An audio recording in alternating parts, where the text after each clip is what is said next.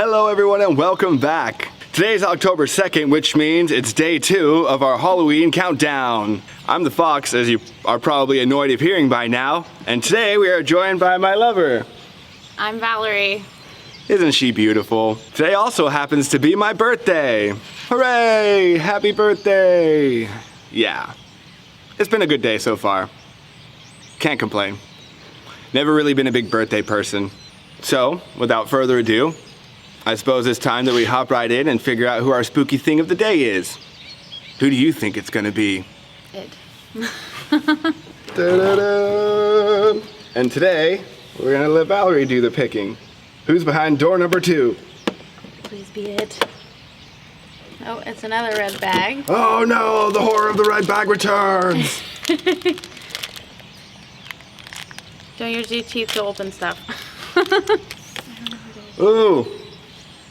Today we got Lydia from Beetlejuice in her lovely wedding dress. Wouldn't it be cool to wear red on your wedding? All right, so let's find the paper. Aha! I swear, I take forever finding anything.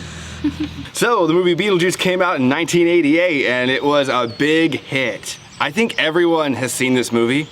You've seen it, right? Yes. Be a real stump in my joke if you didn't. Yeah. Tim Burton directed this. You might be able to tell from all the spooky colors. So, boy meets girl, boy falls for girl, boy and girl have mutual feelings, boy and girl die horrifically in a tragic car accident. And now they're trapped haunting their house for the rest of eternity. It's a tale as old as time.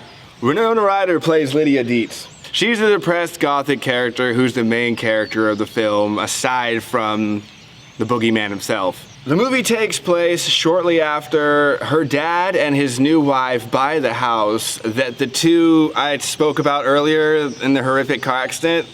Those two. The house that they're haunting gets bought. And then shenanigans ensue.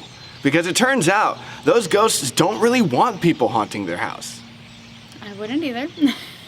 That's their haunt. And yes, before you think you can correct me, I think humans haunt things just as much as ghosts do, if not more. So they hire old Stripey to chase away the new residents, and that's when things get really spooky. It's showtime. They call people to come over and try to get rid of the ghosts, but what ends up happening is it's an exorcism. Lydia decides that she doesn't quite want her ghosty friends to tragically disappear like that, all painful and decrepit. So she agrees to marry Beetlejuice in order to save them, and thus, the pretty red dress. Dude, it's a pretty crazy movie. It's got a whole afterlife filled with bureaucracy and long lines. It's got sandworms. And it's got some pretty bad acting from a large man trying to do a seance. So, everyone at home, it's question and comment time. So join me below and we're gonna ask here, what was your favorite scene? I think my favorite scene was when they drive off the bridge. That'd have to be my favorite. Classic. Or when they're down in their, wherever Beetlejuice was, and his head is all tiny, and his big body. That might have been one of my favorite scenes too. In the afterlife, yes. Yeah. I'm not sure what my favorite scene is, but I do really enjoy watching him get eaten by the sand snakes he despises. Yeah, that was a good one too. Yeah. The whole sand world was pretty trippy. I'll tell you what my least favorite scene was though. Little Joe did not like the Beetlejuice snake. I was not a fan. The rest of the movie I was cool with. I could watch scary things like Puppet Master, but Beetlejuice snake, absolutely not. Don't know why. So, you think DMV's bad. How do you feel about them afterlife lines? Can you imagine? I would not be thrilled about it. The DMV is terrible as it is, so. Yeah, and it's like, you might have eternity, but what good is that when you spend half your eternity in these lines? Yeah, it would definitely put a damper on the afterlife when you're supposed to be going out and haunting everyone, definitely. I know, it really slows down business. Yes, it does. We have a personal question from Kevin, who did not happen to be here today. I filled my seat with somebody more pretty. He asks, why New England? Don't you know that's Stephen King territory? You know how territorial Stephen King gets. Since we've talked about the sandworms, how do you feel about them? Do you love them or do you hate them? I don't think I'd say I love them or I hate them.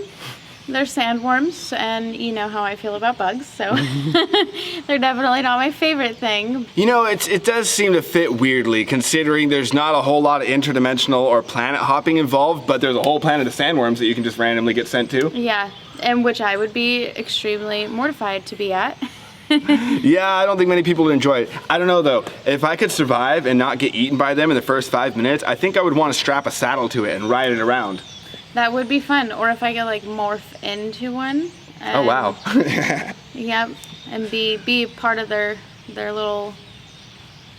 Like Avatar, would you want to do like a brain swap, or would you want to transform into it like Transform. magic? Okay. Yeah. Okay. Then it's your body, you know, you're not somebody else's sandworm. Yeah. All right, guys, thanks very much for showing up again. It's always good seeing you. And remember, never trust the living.